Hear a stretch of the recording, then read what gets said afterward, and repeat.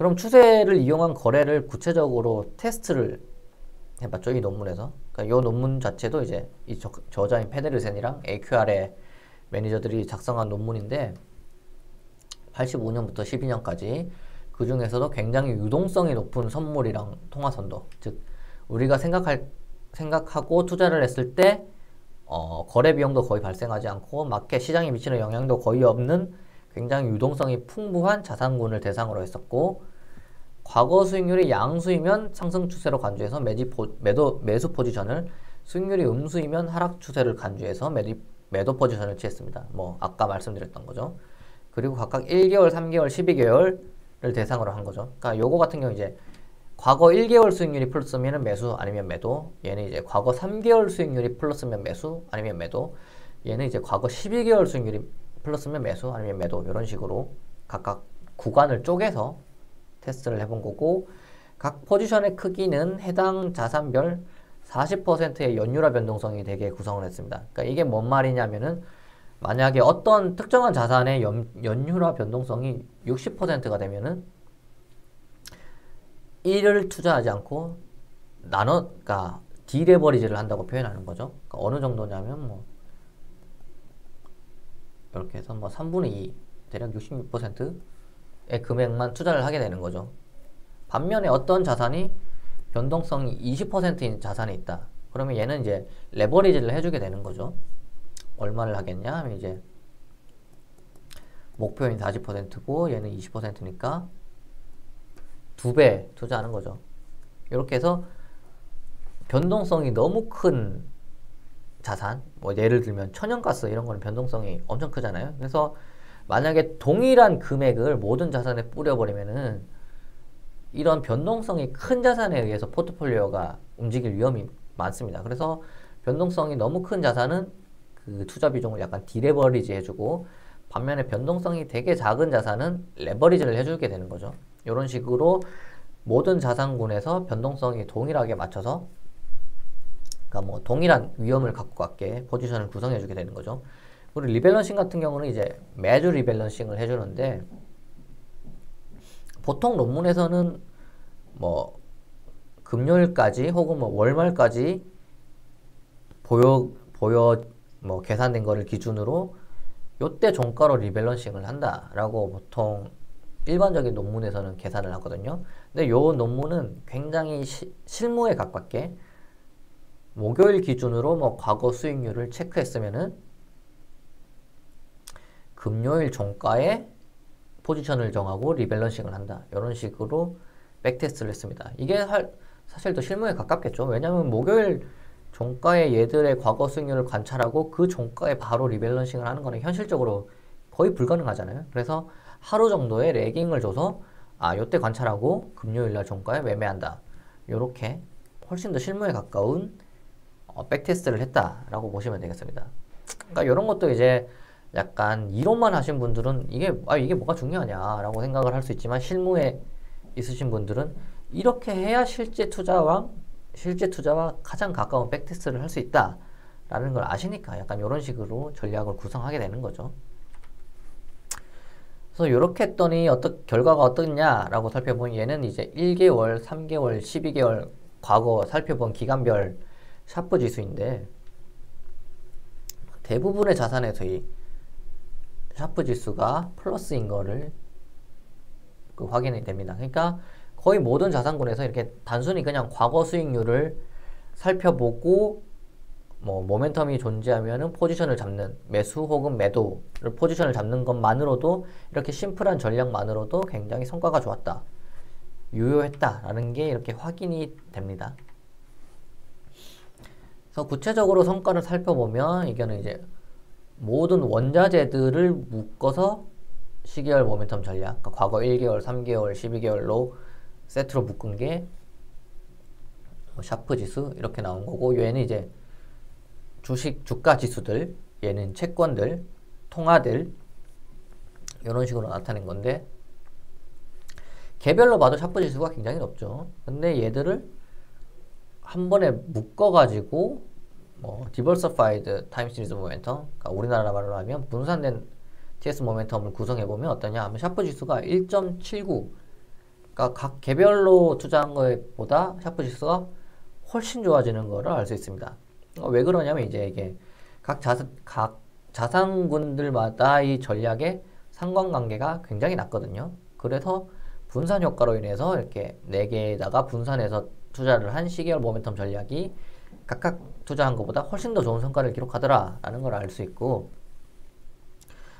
T 통계락이 보통 뭐 2 이상이면은 굉장히 유의한 걸로 나타나잖아요. 근데 각 자산들도 T 통계량이 굉장히 높고 분산된 TS 모멘텀을 해봤더니 T 통계량이 무려 8이나 나오더라라는 건 굉장히 유의한 성과라고 확인이 되는 거죠.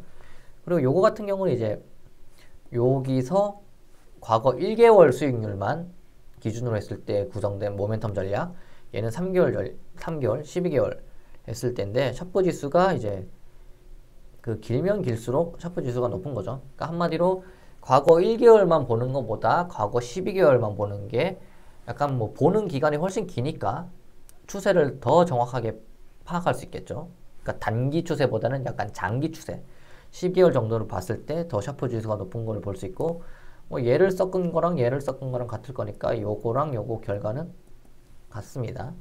이런 식으로 사실 굉장히 심플하죠. 변동성 40%로 맞추고 과거 기간 관측한 다음에 얘가 수익률이 플러스면 매수, 마이너스면 매도, 이런 식으로 간단하게 투자한 성과가 샤프 지수가 무려 2에 가까운 게 나온다라는 거는 굉장히 놀라운 결과라고 볼 수 있겠죠.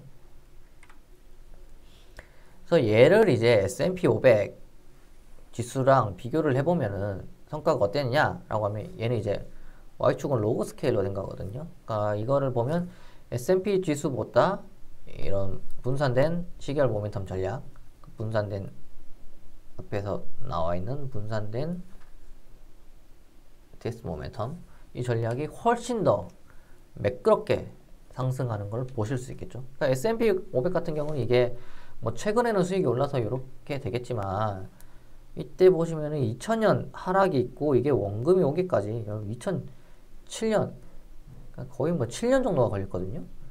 근데 또 2008년 하락이 와서 원금 오기까지 또 뭐 한 3년 정도 걸렸잖아요. 그래서 S&P 500이 따지고 보면은 이렇게 엄청 오래된 기간 동안 원금이었습니다. 원금을 회복하기까지 엄청 오랜 시간이 걸렸던 걸 확인하실 수 있죠.